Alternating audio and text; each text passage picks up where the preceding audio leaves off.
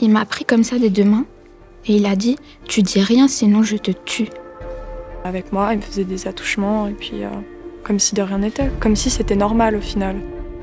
Il appelait ça les câlins du soir. J'ai vécu l'inceste, j'étais incapable de le dire. Je le savais, je comprenais, mais je savais pas que c'était ça qui me détruisait. C'est ce qu'on appelle justement la mémoire traumatique, quoi. C'est que c'est tellement douloureux que la douleur, on l'enfouit quelque part où on peut. Et tout d'un coup, un jour, elle explose.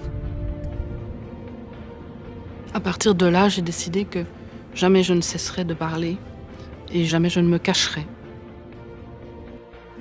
Un dispositif du coup pour briser le tabou, sensibiliser et donner l'espoir en fait. Parce que les jeunes sont dans une telle souffrance aussi qu'elles ont du mal à réaliser qu'elles peuvent se reconstruire en fait. Et peut-être aussi à réaliser à quel point ça va être un long chemin. Mais il y a une des jeunes qui nous a demandé si c'était possible en fait d'aller bien après ça. Et c'était important pour elle d'entendre un oui en fait. Moi je suis Chloé Di Cintio, j'ai créé l'association Envie en Jeu en 2008. Et du coup c'est une association qui développe les pratiques coopératives pour prévenir les violences par tous les moyens et avec des approches très ludiques et affectives. Bonjour, moi c'est Alexandra Limbroso. Moi j'ai une double casquette, je suis travailleuse sociale et comédienne. Et je rentre en fait dans l'équipe de Envie en Jeu pour mettre en place le dispositif Quelque chose. Donc on se retrouve ici à Fort-Calquier, en fait pour un événement qui a lieu du 14 au 22 octobre 2023 pour en finir avec l'inceste. Et vous êtes venu ici pour partager ce que vous allez relayer ou ce que vous avez déjà relayé en France. Est-ce que vous pouvez nous en dire un petit peu plus, Chloé ? Tout à fait. Donc c'est un dispositif qui s'appelle Quelque chose, qui a pour but de libérer la parole sur l'inceste. C'est-à-dire qu'en fait, en moyenne, il faut 16 ans à une victime d'inceste pour oser en parler. Ce dispositif qu'on propose, il est destiné aux collégiens à partir de la 4e et aux lycéens, de manière à ce que les jeunes victimes d'inceste puissent en parler plus rapidement, puisque ce sera autant d'années de gagner pour se reconstruire. Concrètement, il se déroule en 2 temps. Il y a une pièce de théâtre qui montre 4 femmes victimes d'inceste qui se retrouvent dans un groupe de parole. Et puis elles se rendent compte qu'elles se sentent un petit peu bridées en fait par le cadre qui est proposé dans cet atelier, et elles se donnent rendez-vous le soir de la fête de la musique pour simplement être ensemble, partager, etc. Et on va donc les suivre sur cette soirée de la fête de la musique. Elles vont nous raconter ce qu'elles ont vécu et puis surtout, on va les rencontrer dans toute leur beauté, dans leur capacité de résilience, dans toutes leurs différences aussi, celles qui se réfugient dans la littérature, celles qui draguent à outrance, celles qui n'arrêtent pas de voyager. Et on va voir en fait non seulement qu'on peut être traumatisé et une belle personne, on va voir aussi que ce trauma peut laisser toutes sortes de traces différentes. Et puis du coup, on va voir que chacune est à différents niveaux de son parcours. Il y en a une qui s'est très normalisée, qui est rentrée dans le moule social, mariage, travail, etc. D'autres qui le sont un peu moins. Et puis elles sont aussi toutes à différents niveaux de leur parcours de résilience. Il y en a une qui n'a pas encore parlé de ce qu'elle avait subi. Après cette scène, après cette pièce, on propose un temps de parole aux jeunes spectateurs, pour poser des questions, commencer à raisonner. Il y a certains témoignages qui peuvent avoir lieu après la pièce. Et puis on retrouve les classes quelques temps après, 1 semaine, 10 jours après. Et là, on leur propose à nouveau un débriefing de la pièce en revenant sur chaque personnage. Un psychologue nous accompagne pour répondre à toutes les questions techniques, on va dire. C'est quoi un trauma? C'est quoi l'inceste? C'est quoi la dissociation, etc. Nous, on anime vraiment le groupe classe, mais on ne prend pas du tout la place du psychologue, on se répartit bien les rôles. Et puis après ce débriefing, il y a un temps de jeu et un temps de théâtre forum. Sur ce théâtre forum, on retrouve 2 jeunes à la récré. Un a un peu le moral dans les chaussettes, l'autre essaye de lui donner de l'énergie, tout ça. Et pour le faire rire, lui raconte son meilleur Noël. Et celui qui est un peu moins bien lâche dans un éclat de rire, moi, mon meilleur Noël, c'est que mon beau-père était pas là. À partir de ce moment-là, il se rend compte qu'il a dit quelque chose qu'il n'avait peut-être pas envie de dire, il essaye de remballer. Et en disant oui, non mais il est sympa mon beau-père, non mais t'inquiète c'est un jeu, et puis ça dure depuis que j'ai 8 ans, tu vois, c'est pas grave. Et ensuite on questionne les lycéens sur et vous, qu'est-ce que vous feriez si un jour votre meilleur ami vous disait ça? Et là on rentre dans comment soutenir et comment accompagner en fait la victime à poser les bons mots dans les bonnes oreilles pour que quelque chose soit fait et qu'elle puisse être protégée. On sait qu'actuellement, c'est vrai que la parole se libère un petit peu autour de tout ça, même au niveau, on va dire, des médias. Là, on dirait que ça tombe un petit peu à pic pour permettre justement aux victimes de lâcher un petit peu ce qu'elles gardent depuis de nombreuses années. Et ces ateliers vont de pair avec ce qui se passe aussi actuellement, où on libère un peu plus la parole. Alors ce dispositif, il a été créé par quelqu'un qui s'appelle Capucine Maillard, et qui insiste pas mal sur le fait que c'était avant MeToo. Et donc en fait, l'inceste, ça a toujours été un problème de santé publique, malgré le fait que ce soit souvent considéré comme un tragique fait divers, en fait. Quand on sait qu'il y a un jeune sur 10 qui subit l'inceste, c'est-à-dire qu'il a dit avoir subi l'inceste, donc probablement plus qu'un jeune sur 10, et on se rend compte qu'en fait c'est un problème de société, quoi. Donc, hormis effectivement la couverture médiatique qui va grandissant et on peut que s'en réjouir, hein, je pense que c'est un dispositif qui est un petit peu hors d'âge. Et le fait qu'il nous soit transmis par sa créatrice, c'est pour plusieurs raisons. Le fait qu'elle souhaite aussi développer des dispositifs pour les plus jeunes, notamment sur la question du secret. Le fait que elles sont un peu lassées au bout de 3, 4, 5 ans de porter ce sujet qui est malgré tout assez lourd, hein, même si on rit beaucoup dans les ateliers et que c'est important.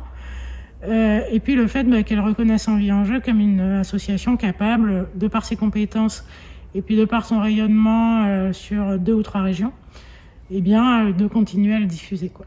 Pour toi, est-ce que c'est un outil nécessaire aujourd'hui? Est-ce que tu sens que cet outil, il est un petit peu innovant et du coup, est-ce que tu penses qu'il est salvateur en ces temps?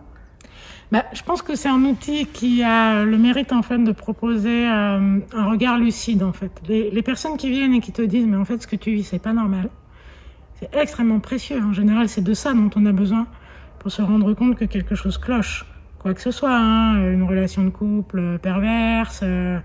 Et quand on subit des violences enfants, c'est encore plus difficile de se rendre compte que c'est pas normal, puisque on aime ses parents, ils sont là pour nous protéger, etc. Enfin ça crée des phénomènes qui sont très difficiles à comprendre pour le cerveau, et donc très difficiles à objectiver, et donc très difficiles à exprimer. D'où l'intérêt aussi de passer par le rire, par le jeu, par le soutien mutuel, la coopération, etc. Ensuite, il a cette force-là, cette force de montrer en fait les dysfonctionnements, mais il se suffit pas à lui-même non plus. C'est un dispositif qui va avoir besoin en fait de tout un maillage territorial, puisqu'une fois qu'un jeune parle, il faut qu'il soit entendu par les psychologues, les infirmières scolaires, par la police s'il porte plainte. Il faut qu'il puisse identifier des groupes de parole s'il a envie d'en rejoindre. Il faut qu'il puisse trouver des bons thérapeutes. Il faut qu'il puisse trouver, peu importe quoi, mais c'est vraiment un dispositif qui est là aussi pour visibiliser tout ce qui est déjà en œuvre sur un territoire et simplement activer cette libération de parole. Mais il ne se suffit pas en lui-même, c'est comme un déclencheur. Et derrière, on a besoin en fait de rassembler toutes les assos, tous les professionnels d'un territoire pour accompagner au mieux les jeunes. Donc ces ateliers que vous allez proposer au travers de cette initiative, du coup, ça va permettre à ouvrir la première porte. C'est ça, c'est comme un coming out en fait, c'est de se reconnaître publiquement victime d'inceste. Et ensuite, il faut des oreilles attentives, il faut des personnes formées pour accueillir cette parole et puis pour entamer le processus de résilience. Et dans ce processus, vous avez donc une équipe qui soutient, ou du moins qui accompagne les personnes qui vont libérer leur parole? Alors pas du tout, et c'est là qu'on a besoin vraiment d'identifier sur le territoire des psychologues, des associations d'aide aux victimes, etc. Nous, on vient vraiment jouer l'électrochoc, entre guillemets. Le fait de dire, si tu vis ça, c'est important que tu parles pour que ça s'arrête. Notre but n'est pas d'accompagner. Notre but, c'est vraiment de soutenir, favoriser en fait cette libération de parole. Et ensuite, pour les accompagnements, on met les personnes en lien avec des personnes compétentes, des psychologues, etc., etc. Par rapport à, on va dire, à cette gestion juridique et de thérapie, est-ce que vous faites attention justement où vous amenez ces enfants ou ces jeunes ados? On discutait il y a quelques jours avec une psychologue spécialisée en trauma à Apt. Et du coup, on lui a posé la question de savoir quels étaient ses retours en fait par rapport notamment aux plaintes et donc par rapport à la gendarmerie, à la police. Et en gros, elle nous a dit qu'il y avait peu de personnes formées, donc ça, ce serait vraiment aussi quelque chose d'intéressant à mettre en place, que notamment les policiers et les gendarmes soient formés à accueillir cette parole. Je crois qu'aujourd'hui, le pourcentage de condamnation après plainte pour violence sexuelle, c'est 0,2%. Et elle disait aussi que, par contre, quand ça se passait pas très bien, la personne pouvait l'appeler et qu'elle était en contact avec la police. Donc c'est tous ces liens-là, en fait, qui sont à tisser. C'est-à-dire que si ça n'a pas marché une fois, on peut revenir une seconde fois. Et moi, ce que j'aimerais aussi, c'est que sur ces projections de captation théâtrale, sur la projection de la scène, lors des bords de scène, on puisse inviter en fait des policiers, des gendarmes, pour que les jeunes les identifient et puissent, en arrivant au commissariat, si un jour ils vont au commissariat, demander Monsieur Martin qui avait l'air sympa et qui était dans la pièce. Et du coup, effectivement, c'est un gros travail d'identification de ressources sur un territoire, quoi. Il y a aussi un gros travail en amont. Je pense à chaque fois qu'on va aller sur le terrain et mener les ateliers dans les écoles, par exemple, il y a un gros travail avec toute l'équipe pédagogique de l'école qui sera fait pour pouvoir travailler ensemble et puis pour récupérer les paroles des enfants après aussi quand on sera passé avec ces ateliers. Et que effectivement, il y a eu deux révélations. En fait, il y a eu deux jeunes filles qui, suite à l'atelier, ont été révélées leur situation d'inceste. Et il y avait l'infirmier psy qui était là. Et comme il y a eu un travail déjà en amont, effectivement, et que c'est quelqu'un qui connaît ses enfants, il a pu ensuite accompagner, vous voyez, ces deux jeunes filles suite à ces ateliers, etc. Et donc, c'était hyper fort, quoi. Et aussi pour les amis, vous voyez, les amis de la jeune fille, qui nous ont expliqué qu'elle tenait ce secret aussi depuis longtemps et qu'elle ne savait pas quoi faire, vous voyez, de ça, parce que elles avaient une fidélité envers la victime et en même temps quoi faire de cette parole. Enfin, elles étaient vraiment coincées et donc elles étaient vraiment ravies qu'on soit là, qu'enfin on puisse en parler, quoi. Ceci étant que la plupart des enseignants sont très formés dans leur matière, mais pas du tout formés sur ce genre de thématique. Alors comment aborder les choses à nouveau de manière non normative? Comment accompagner chacun au mieux en respectant les subjectivités sensibles de chaque personne? Je pense que c'est des choses qui s'inventent pas dans la nuit. Je pense que c'est des choses qui méritent des personnes formées, dont c'est le métier, et qui peuvent du coup créer des dispositifs qui permettent vraiment la libération de chacun et qui sont pas de nouvelles formes d'oppression sous fond de discours moralisants, en fait. Moi, j'ai l'impression que les enseignants et que les équipes éducatives ont besoin de soutien, en fait, pour soit se former, soit faire appel à des prestataires dont c'est le métier pour accompagner les jeunes à ces endroits-là. Donc en fait, aujourd'hui, en PACA, on est à 5 personnes. 5 personnes qui se sont formées en Aveyron pour animer ce dispositif. Mais on a besoin d'être beaucoup plus nombreux. On a besoin de jeunes comédiens entre 18 et 25 ans de préférence. On a besoin de psychologues. Et si des personnes sont motivées pour animer, joker les ateliers, c'est bienvenu aussi. Pour cela, en fait, on organise une formation du 6 au 8 décembre à Simiane-la-Rotonde, qui va être du coup un temps de prise en main du dispositif. Et si on trouve des établissements intéressés pour mettre en place ces ateliers rapidement dans leur collège ou dans leur lycée, donc appel aux établissements, on aimerait pouvoir intervenir dans des classes entre la mi-janvier et mi-février.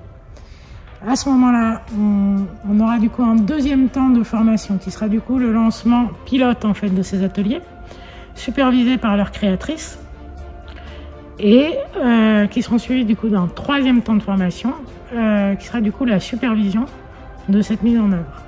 Après quoi, du coup, on aura le dispositif en main. Donc moi, je vais plutôt tenter la coordination à l'échelle régionale. Alexandra, avec probablement Aline, sera plutôt sur la formation des futurs comédiens et comédiennes. Et puis du coup, on aura gagné nos lettres de noblesse et notre autonomie pour le diffuser le plus largement. Là, on est vraiment sur les premiers ateliers en PACA. Et donc, toutes les personnes qui sont intéressées pour le rejoindre sont vraiment les bienvenues.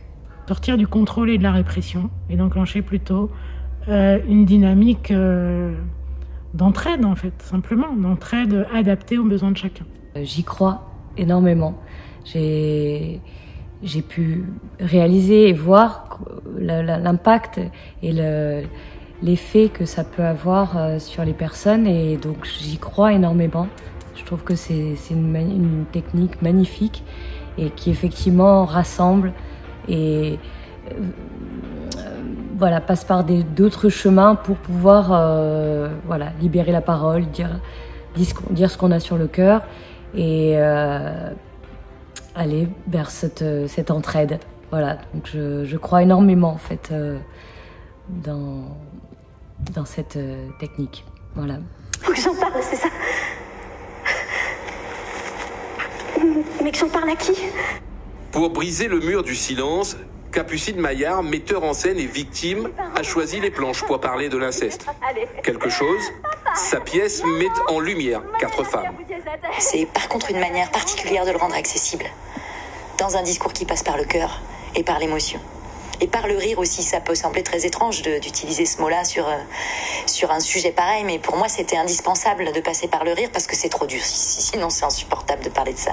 Et l'effet escompté est au rendez-vous. Incroyable. Toutes les représentations à La Réunion ont été suivies d'un bord de scène. À tous les bords de scène sans exception, il y a des personnes qui se sont levées pour parler.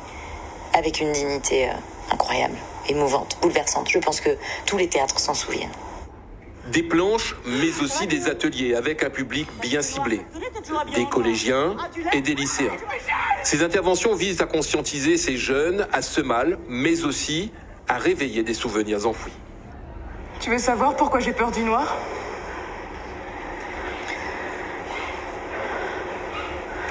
Quand mon père entrait ivre-mort, qu'il était incapable de monter les escaliers. C'est mon lit qui choisissait.